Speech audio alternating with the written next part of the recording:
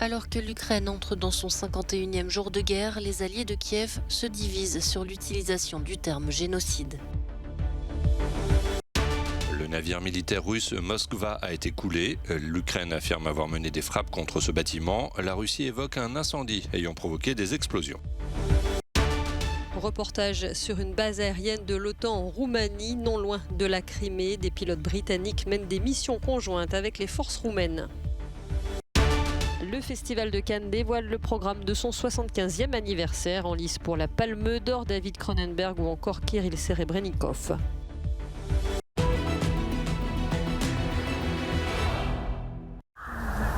Doit-on parler de génocide en Ukraine ?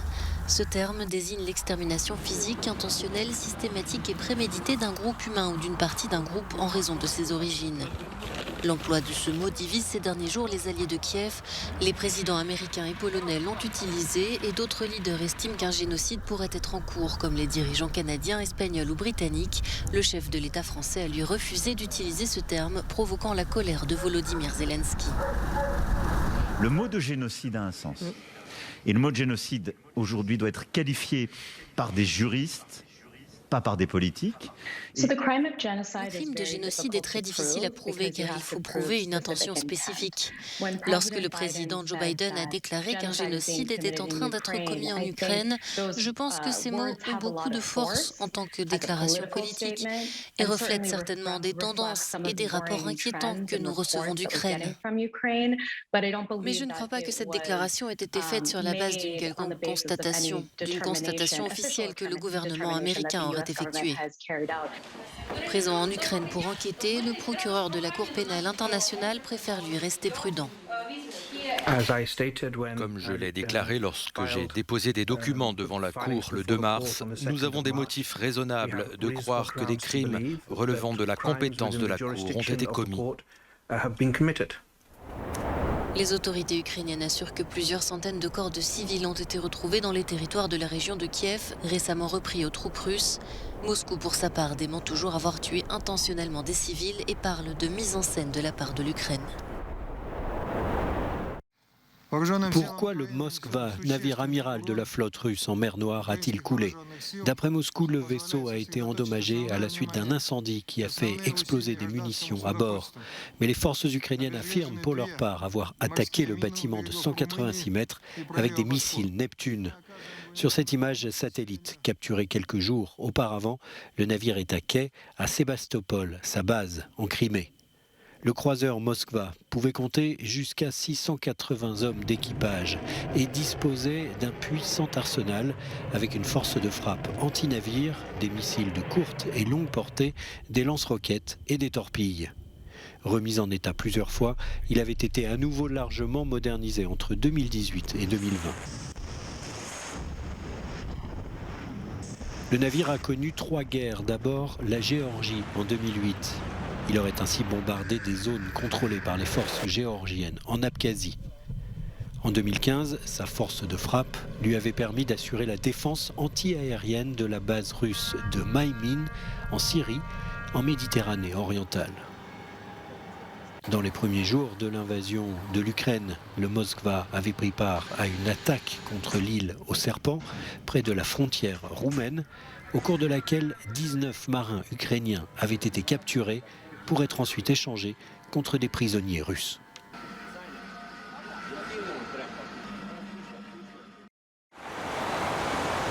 La Russie agite à nouveau la menace nucléaire, mais cette fois en Scandinavie, car la Suède et la Finlande envisagent d'entrer dans l'OTAN.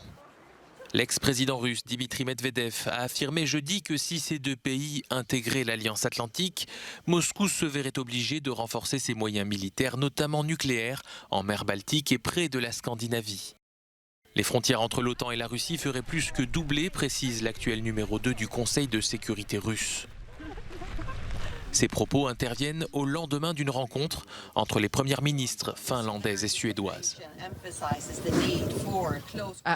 Je ne donnerai pas de calendrier pour la prise de décision, mais je pense que cela se fera assez rapidement, a déclaré la première ministre finlandaise. Cela se fera dans les prochaines semaines, pas dans les prochains mois, nous aurons la discussion. La Finlande partage une très longue frontière et une histoire complexe avec la Russie et a adopté une posture de neutralité depuis plusieurs décennies, une position quasi similaire à celle de la Suède. Mais l'invasion de l'Ukraine a changé la donne dans ces deux pays. Selon des sondages, les citoyens suédois et finlandais seraient majoritairement en faveur d'une adhésion à l'OTAN, le statut de neutralité ne leur donnant aucune garantie de non-agression de la part de Moscou. En Roumanie, à quelques centaines de kilomètres de la Crimée, cette base aérienne est un point chaud pour l'OTAN. 6 avions de combat Typhoon et 200 soldats britanniques de la Royal Air Force sont venus prêter main forte aux pilotes roumains pour des missions de police du ciel. Il s'agit d'une présence accrue en mer Noire, compte tenu de ce qui se passe dans cette partie du monde. Donc nous sommes ici pour rassurer nos alliés de l'OTAN et nos amis roumains, montrer que nous prenons nos engagements au sérieux et pour agir de manière proportionnellement dissuasive à toute activité croissante dans la région de la mer Noire. Le centre de l'OTAN à Torrejón en Espagne alerte les pilotes lorsqu'un avion non identifié s'approche de l'espace aérien de l'Alliance Atlantique. Les Roumains et les Britanniques doivent décoller dans les 15 minutes. Une fois que vous êtes dans les airs, il s'agit surtout d'utiliser le radar et les capteurs à bord pour suivre un avion, s'en approcher si nécessaire et potentiellement entrer en contact avec lui et l'encourager à ne pas s'approcher de l'espace aérien de l'OTAN que nous essayons de protéger.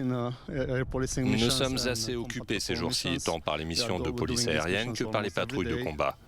Nous effectuons ces missions presque tous les jours. L'espace aérien roumain est aujourd'hui défendu par une soixantaine d'avions MiG-21, F-16 et Eurofighter Typhoon venus de Roumanie, des États-Unis, d'Italie et de Grande-Bretagne. Ce n'est pas la première fois que les pilotes britanniques sont en mission en Roumanie. Il s'agit de la 4e rotation depuis 2017 et chaque rotation dure 4 mois.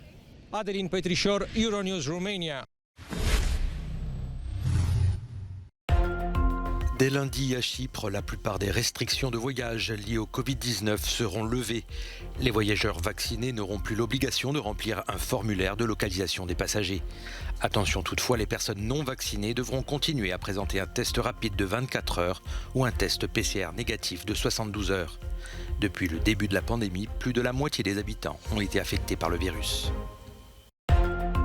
À Paris, la colère gronde chez les étudiants. Hier, plusieurs campus ont été occupés, comme ici à la Sorbonne, et des affrontements ont opposé manifestants et policiers. Ces étudiants en colère protestent contre l'issue du second tour de l'élection présidentielle, un désastre électoral, selon eux, qui opposera Emmanuel Macron à Marine Le Pen.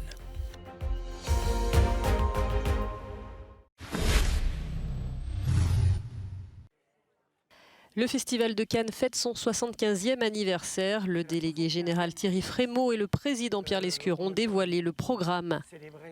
Parmi les 18 films en compétition officielle en mai prochain, 5 cinéastes déjà primés, dont les Belges Jean-Pierre et Luc Dardenne ou encore le Roumain Cristian Mungiu. Parmi les cinéastes cultes attendus, l'Américain James Gray, mais aussi le Canadien David Cronenberg, qui promet une nouvelle fois de secouer le public avec Crimes of the Future, les crimes du futur, réunissant Viggo Mortensen, Kristen Stewart et Léa Seydoux. Il questionne notre rapport au corps et à ses mutations.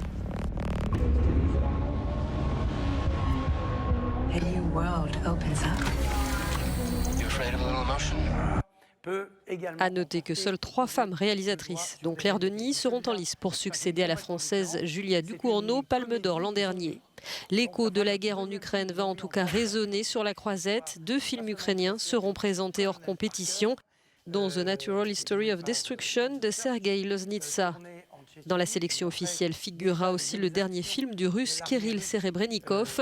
Le cinéaste Bête noire du Kremlin pourra enfin se rendre à Cannes pour défendre son nouvel opus La femme de Tchaïkovski. Et Serebrennikov a quitté la Russie, ne sait pas s'il pourrait y retourner, ne sait pas s'il veut y retourner, et on est heureux de l'accueillir pour un film historique autour de la figure de Tchaïkovski. Enfin, le festival n'oublie pas la fête et les paillettes. Tom Cruise sera là pour présenter un nouveau Top Gun. Autre film attendu, un biopic d'Elvis signé Baz Luhrmann, présenté en avant-première mondiale à Cannes. In that moment, I watched that skinny boy transform into a superhero.